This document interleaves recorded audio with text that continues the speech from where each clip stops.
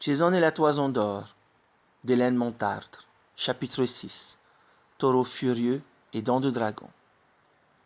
Que se passe-t-il ici? Clame une voix grave. Je croyais ces enfants en route pour la Grèce. Et qui sont ces étrangers? Aïtès, dit Argus, voici Jason et les Argonautes. Ils arrivent de Grèce.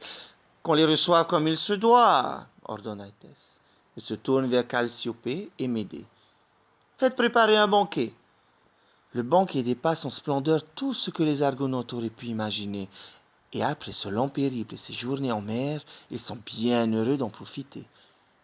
Une fois qu'ils sont rassasiés, Aïtès interroge. Alors, qu'est-ce qui vous amène ici? Jason expose le motif de leur venue. La toison d'or, marmonne Aïtès. Et tu prétends que je devrais te la donner? Pourquoi pas? Réplique Jason. Aïtès ricane. Trop facile. Tu crois qu'il suffit de réclamer pour obtenir? Il lance un regard rusé à Jason.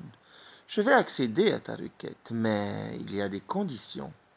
Je t'écoute, dit Jason. La toison d'or se mérite, poursuit Aïtès.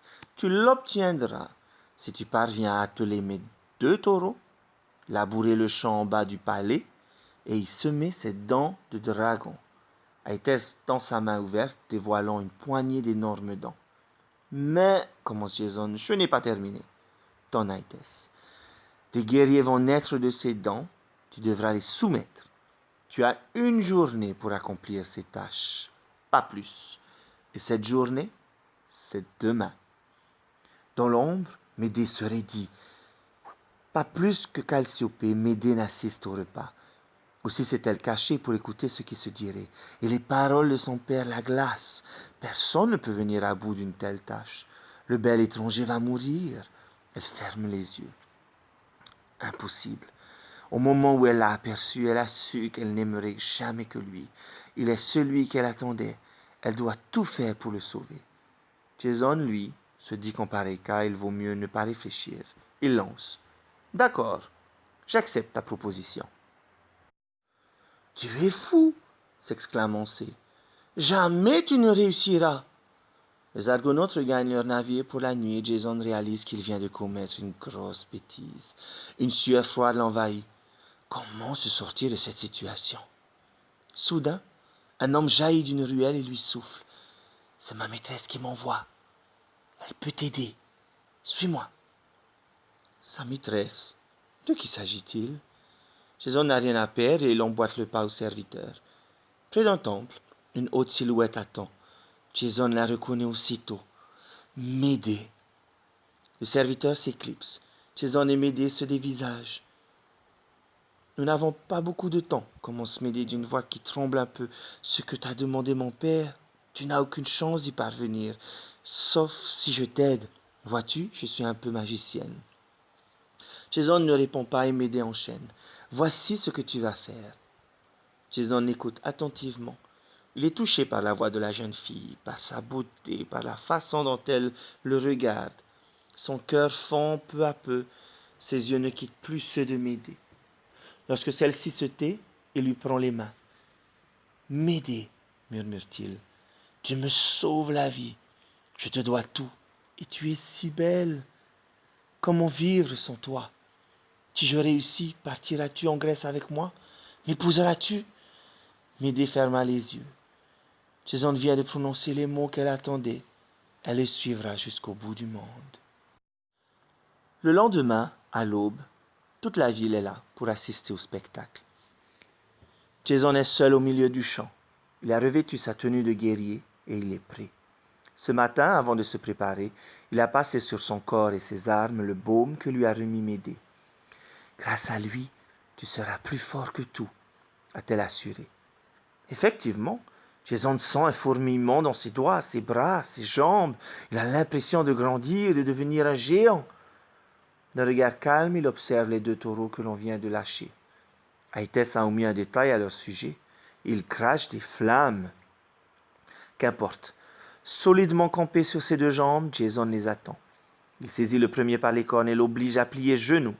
Puis il attrape le second et fait de même. Le joug est posé sur le sol.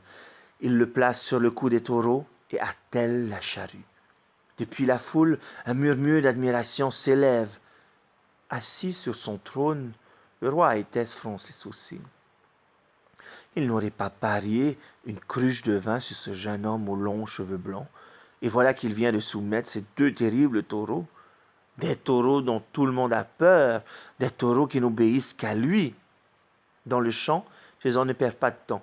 Il laboure dans un sens, dans l'autre, de la poussière s'élève de la terre et se mêle aux flammes que les bêtes furieuses ne cessent de cracher. Voilà, le champ est labouré. Jason jette un œil vers le ciel. Le soleil est au milieu de sa course. Il doit se dépêcher. Il entraîne les taureaux le long des sillons, glisse une main dans une sacoche accrochée à sa ceinture. On ressort une poignée de dents qu'il lance à toute volée. Un cri jaillit alors depuis la foule. Un guerrier est en train de sortir de terre.